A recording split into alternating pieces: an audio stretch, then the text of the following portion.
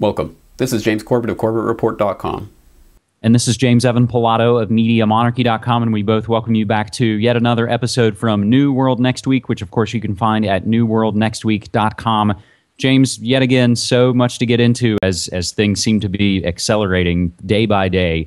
We'll begin with an interesting one from EndTheLie.com. Putin wants Eurasian Union to compete with U.S. and European Union.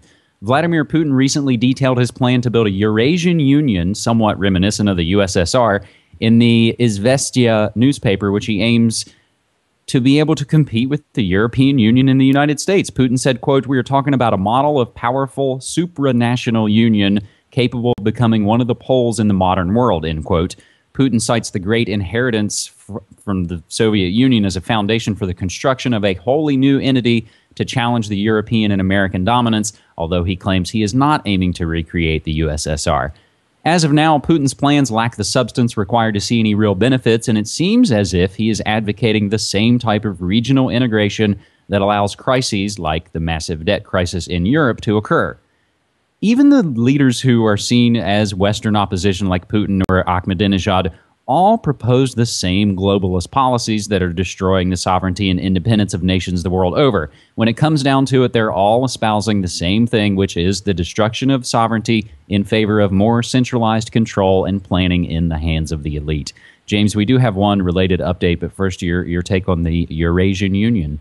Well, that analysis is exactly right, my friend. It seems that it's just a Hegelian dialectic being set up where one side is arguing for the North American Union or NATO as some sort of bloc, and the other side is arguing for a Eurasian Union and all of that. And it's the same coin. It's just two different sides, and we're being asked to choose between those two sides. Well, I don't want a piece of either of those pies. Thank you very much. I think I'll have my pie over here, which is about sovereignty and about local decentralization of power. So again, we're being set up into a false choice. And on that note, I just had a really interesting conversation with Rick Rozoff of Stop NATO International that I hope people will download from CorbettReport.com, where he notes the fact that I never really put the two together before, but it's quite obvious that the Shanghai Cooperation Organization was set up just 3.5 months after NATO decided to invoke its mutual defense clause for the first time in its history in the war on Afghanistan. So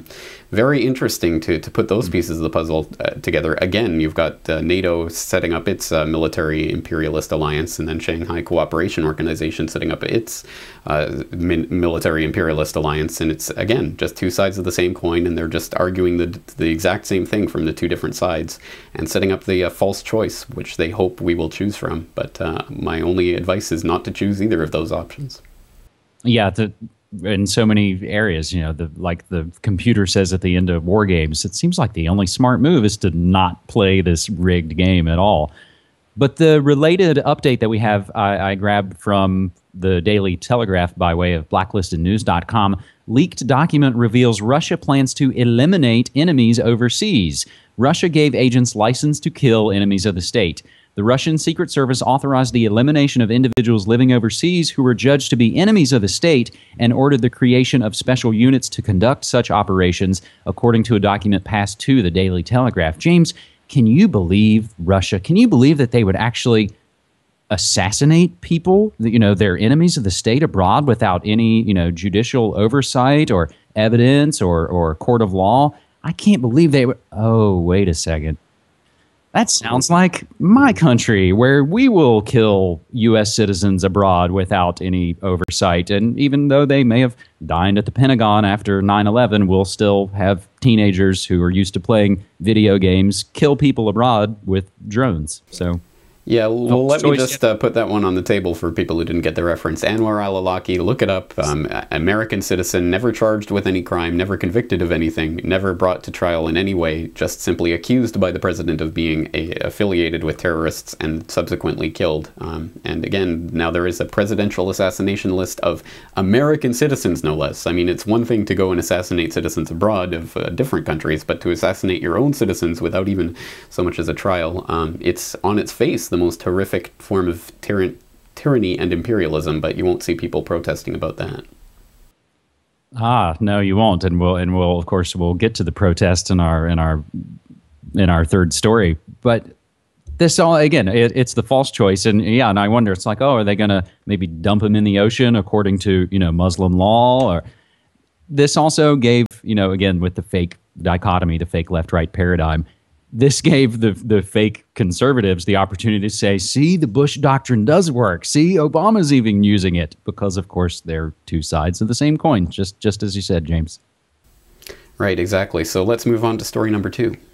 Story number 2 comes by way of Singularity Hub, but I have it posted on cyberspacewar.com. Supercomputer predicts revolution through Culturomics. A new type of software has been shown to predict revolutions by mining news reports around the world. Retrospectively mining the news for the past 30 years, the software indicates points at which the likelihood for a revolution is high. When put to the test, bingo, the software showed spikes just before the recent Egyptian and Libyan upheavals. It was also able to sift through world news to retrospectively pinpoint Osama bin Laden's location to within 200 kilometers. In the emerging science of Culturomics that tracks cultural trends through the written word, the software was the first to demonstrate that news coverage can be used to predict future events. The software was developed by Kalev Leetaru at the University of Illinois Institute for Computing in the Humanities, Arts, and Social Sciences. Looking specifically at news about Egypt, Libya, and Tunisia, Leetaru's software showed compelling trends of negative tone in the decade leading up to the recent revolutions we've all come to call the Arab Spring. This may remind some folks, and we'll provide the links for you, to something called the WebBot Project, an internet bot software program that's claimed to be able to predict future events by tracking keywords entered on the internet. The WebBot Project was created in 1997, originally to predict stock market trends. James? Well, this is a very interesting field of research, and it's very much one that's taking off in recent years with so many different programs and things that are being touted that do essentially the same thing, which is, I mean, they can call it Culturomics or whatever, but it's essentially just data mining and textual analysis. And it's extremely interesting because I just did a report for the Boiling Frogs Post, the Eye Opener, on In-Q-Tel, which of course is the CIA's venture capital firm, which basically funds technology startups. And when you start to look at their investments, they're all related to, well, a lot of them are related to this type of data mining and textual analysis. So just on a hunch, I took the name of this researcher, what is it, Kalev Leetaru, whatever it is. I took the name of that researcher, dropped it into Scroogle along with CIA, and lo and behold, the CIA publishes an intelligence journal, which published one of his articles because they're very much interested in this subject. So again, it all goes back to the intelligence agencies that are funding this type of research and then scooping up the data that comes out, and it's to a certain extent, I think it's quackery. It's all well and good to say that you pinpointed Osama to within 200 kilometers, whatever that means. I mean, go look at a map of Pakistan and see if that would have been difficult to do, and even if you believe all the Abbottabad stuff. But even, I mean, it's all well and good to do that retrospectively, but try doing it in advance, and maybe I'll be interested. But I mean, the point here really is that that the intelligence agencies are funding these massive operations to scoop up tons of data and try to analyze them with these artificial intelligence systems, and it's getting to the point where it is getting quite creepy. Now, that reminds me, I just saw something announced just in the last day or so. I don't know if it's an app or a program or what it is, but it's something called Siri, S-I-R-I. That's a new, Apple thing.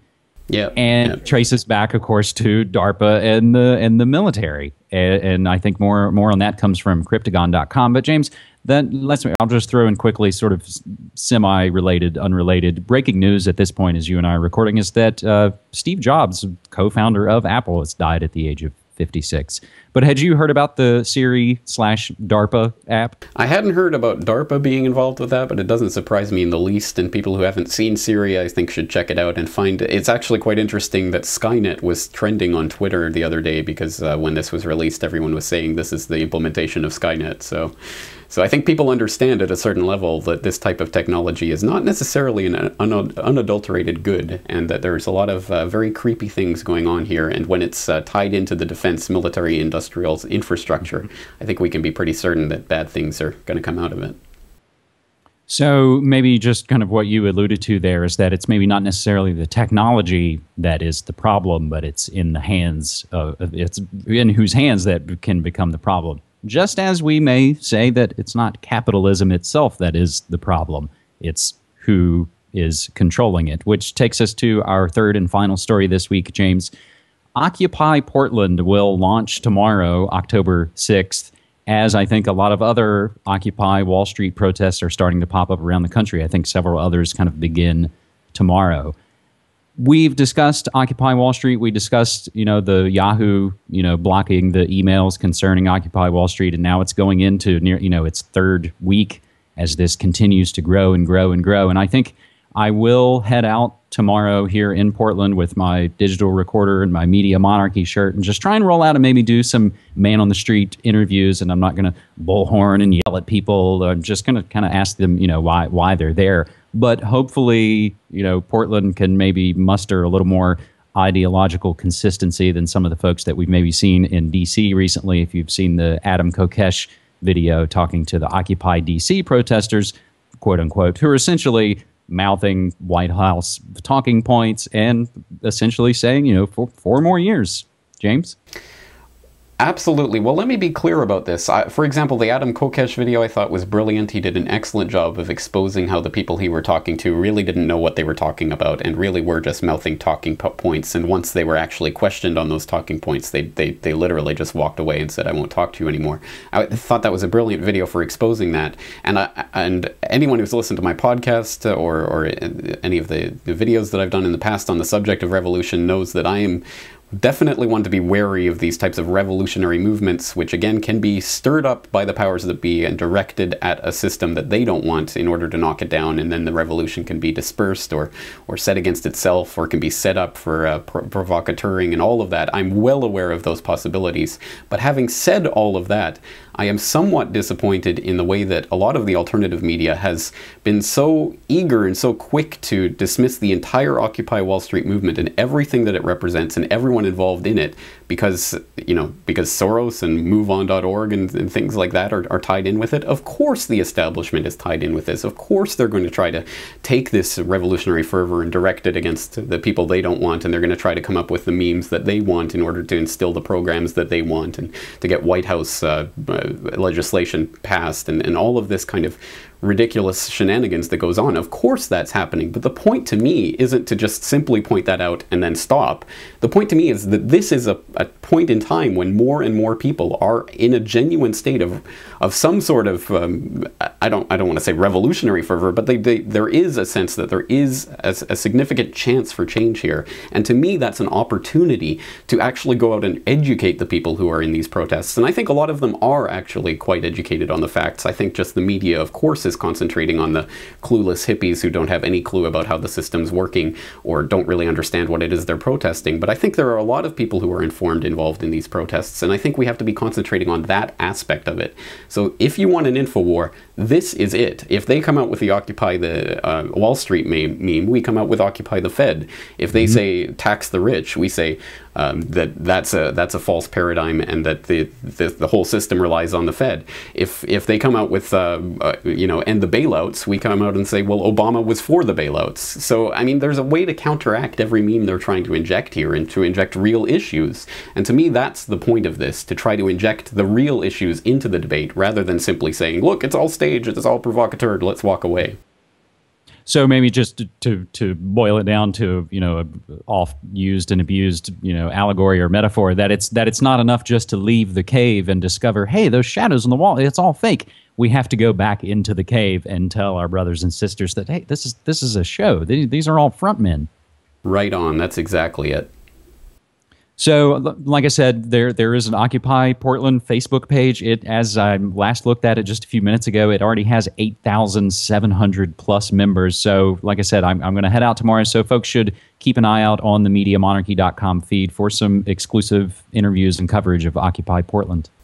All right, I'm definitely looking forward to that, and I'm trying to make some contacts with people who are involved in New York and other places to see if I can get some reporting on the ground. But at any rate, I certainly hope people are out there and trying to get involved with this and trying to shape it into what we want to see rather than just waiting for it to turn into what we don't want to see. On that note, I guess we'll end it there. James, thank you again, as always. Thanks so much, man. Take care.